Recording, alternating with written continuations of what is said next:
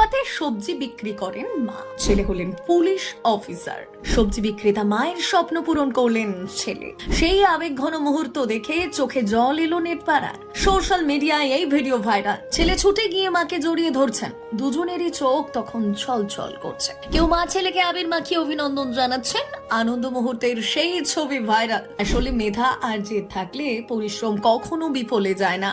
দারিদ্র হার মেনেছে অদম্য জেদের কাছে। এই মা ছেলের কাহিনী শুনে আপনাদেরও চোখে জল আসবে। ফুটপাথের ধুলো মাটি, রোদ বৃষ্টি মাথায় নিয়ে দিনের পর দিন সবজি বিক্রি করেছেন মা। একটাই স্বপ্ন, ছেলেকে মানুষ করা। সেই আত্মত্যাগের ঋণ শোধ হলো দেশের সেবায় যুক্ত হয়ে।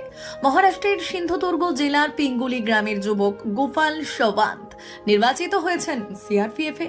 আর সেই সুখবর তিনি পৌঁছে দিয়েছেন ঠিক সেই জায়গাতে যেখানে তার মা বছরের পর বছর সবজি বিক্রি করেছেন। সোশ্যাল মিডিয়ায় ভাইরাল হওয়া ভিডিওতে দেখা যায় পরিচিত ফুটপাতের সেই দোকানে গিয়ে গোপাল মাকে জানান চাকরির খবর। মুহূর্তের জন্য মা নির্বাক, কোনো উল্লাস নয়, শুধু দু চোখে বেয়ে নেমে আসে জল। তারপর শান্তভাবে ছেলেকে জড়িয়ে ধরে আশীর্বাদ। সেই নিঃশব্দ আবেগেই ছুঁয়ে গেছে লাখো মানুষের মন। জানা গিয়েছে সীমিত উপার্জন আর নানান অভাবের মধ্যেও মা কখনো ছেলের পড়াশোনা আর প্রস্তুতির পথে বাধা হতে দেননি।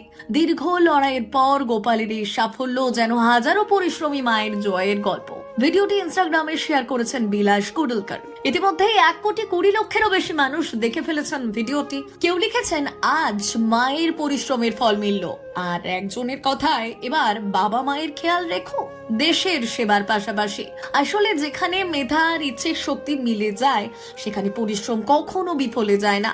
অনেকেই হয়তো স্বপ্ন দেখেন, কিন্তু সেই স্বপ্ন পূরণ করতে গেলে যতটা ইচ্ছের শক্তি থাকা দরকার তা হয়তো অনেকেই মাঝপথে এসে হারিয়ে ফেলেন। অনেকে আবার অর্থাভাবের কাছে লড়াই করার মানসিকতাটাই হারিয়ে ফেলেন। কিন্তু গোপাল করে দেখিয়েছেন সেই অসাধ্য সাধন। আর এই সবটাই সম্ভব হয়েছে মায়ের লড়াকু মানসিকতার জন্য। অভাবের কাছে হার স্বীকার না করে এই মহিলা আজ নিজের ছেলেকে এগিয়ে দিয়েছেন বলে আজকের দিনটা একটা এত সুন্দর দিন উপহার পেয়েছেন তিনি। অভাবের কাছে হার স্বীকার না করে এই মহিলা আজ নিজের ছেলেকে এগিয়ে দিয়েছেন বলে আজকের একটা এত সুন্দর দিন উপহার পেয়েছেন তিনি। আমাদের দেশে অভাবের কাছে নথি স্বীকার করে নেয় অনেক পরিবারই, যে কারণে মাঝপথে বন্ধ হয়ে যায় পড়াশোনা। তাদের কাছে গোপালের মতো ছেলেরা অনুপ্রেরণা হয়ে উঠুক। ব্যুরো রিপোর্ট, প্রথম বাংলা।